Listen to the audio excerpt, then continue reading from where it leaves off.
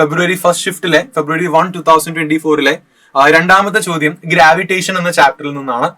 എപ്പോഴും നമ്മൾ ശ്രദ്ധിക്കേണ്ടത് ഗ്രാവിറ്റേഷന്റെ ആക്സിലറേഷൻ ഡ്യൂ ടു ഗ്രാവിറ്റി എന്ന പോർഷനിൽ നിന്നാണ് ഈ ചോദ്യം ചോദിച്ചിട്ടുള്ളത്. വളരെ ഒരുപാട് പ്രാവശ്യം മെയിൻസിന് റിപ്പീറ്റഡ് ആയിട്ട് ചോദിക്കുന്ന ഒരു സെക്ഷൻ തന്നെയാണത്. നമുക്ക് ആ ചോദ്യം ഒന്ന് വായിച്ചു നോക്കാം, ശ്രദ്ധിക്കണം. If r is the radius of earth and the acceleration to gravity on the surface of earth is g, അത് π² m/s തന്നിട്ടുണ്ട്.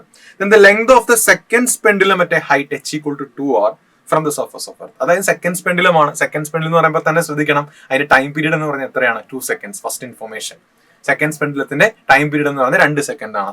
അത് ഓക്കെ, സമ്മതിച്ചു.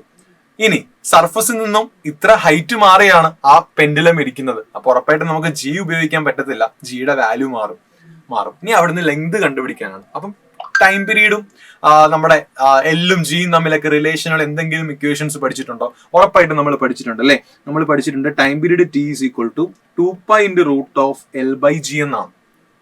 അവിടെ ടി സെക്കൻഡ്സ് പെൻഡുലമാണ്, ജി എന്ന് പറഞ്ഞാൽ സർഫസിലെ അല്ല, ഇപ്പൊ നമ്മൾ എടുത്തിരിക്കുന്നത് എത്ര ഹൈറ്റ് മാറിയുള്ളതാണ്. അപ്പൊ ആ വാല്യൂ വേണം കൊടുക്കാൻ. എനിക്ക് ഇവിടുന്ന് ലെങ്ത് ഓഫ് ദ പെൻഡുലമാണ് കണ്ടുപിടിക്കേണ്ടത്. അപ്പൊ നിങ്ങൾ ലെങ്തിനെ മാറ്റണം. ഞാൻ സ്ക്വയർ ചെയ്യുകയാണ്. സോ ഇവിടുന്ന് എനിക്ക് എഴുതാൻ T² = 4π² × L/g എന്ന് എഴുതാം. എനിക്ക് അവിടെ നിന്ന് L എഴുതാൻ വേണ്ടി L = GT² / 4π². ഈ ജി എന്ന് പറയുന്നത് നമ്മുടെ സർഫസിലെ അല്ല, ആ പർട്ടിക്കുലർ ഹൈറ്റിലുള്ളതാണ്. അപ്പൊ പർട്ടിക്കുലർ ഹൈറ്റിലെ ആക്സിലറേഷൻ ഡ്യൂ ടു ഗ്രാവിറ്റി കണ്ടുപിടിച്ചാലേ നമുക്ക് ബാക്കി ഫ്രണ്ടിലേക്ക് പോകാൻ പറ്റത്തുള്ളൂ.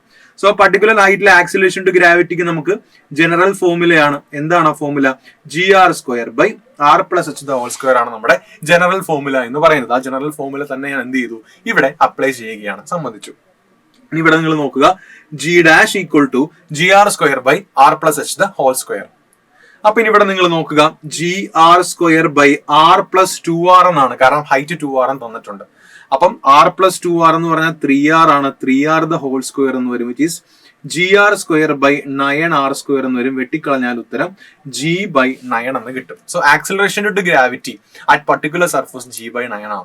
നമുക്കിത് എന്ത് ചെയ്യാം? നമുക്കിത് സബ്സ്റ്റിറ്റ്യൂട്ട് ചെയ്യാം. സോ നമുക്ക് ലെങ്ത് കണ്ടുപിടിക്കാൻ വേണ്ടി ലെങ്ത് L = G' എന്ന് പറഞ്ഞാൽ G/9 ആണ് ഇൻറ്റു T². T² എന്ന് പറഞ്ഞാൽ സെക്കൻഡ്സ് പെൻഡുലമാണ്, 2 സെക്കൻഡ് ആണ്. അപ്പം 2² എന്ന് എഴുതാം. അപ്പൊ 4 എന്ന് എഴുതാം. താഴെ ഓൾറെഡി ഒരു 4 ഉണ്ടായിരുന്നു, ഒരു π² ഉണ്ട്. ജിയുടെ വാല്യൂ π² ആണെന്ന് പറഞ്ഞിട്ടുണ്ട്. അപ്പൊ ജിക്ക് പകരം ഞാൻ ഇവിടെ π² കൊടുത്തു.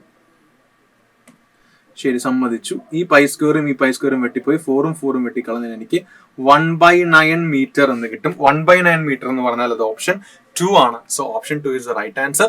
ഓസിലേഷനിലെ T = 2π √L/g എന്ന കണ്ടീഷനും regularly it is a problem from acceleration due to gravity, which is a frequently asked problem ആണ്. ഉറപ്പായിട്ടും ആക്സിലറേഷൻ ഡ്യൂ ടു ഗ്രാവിറ്റി എന്ന സെക്ഷൻ എന്ന ചോദ്യം ഏത് ഷിഫ്റ്റ് നിന്നും ഉണ്ടാകും. സോ അത് ശ്രദ്ധിക്കുക. Thank U.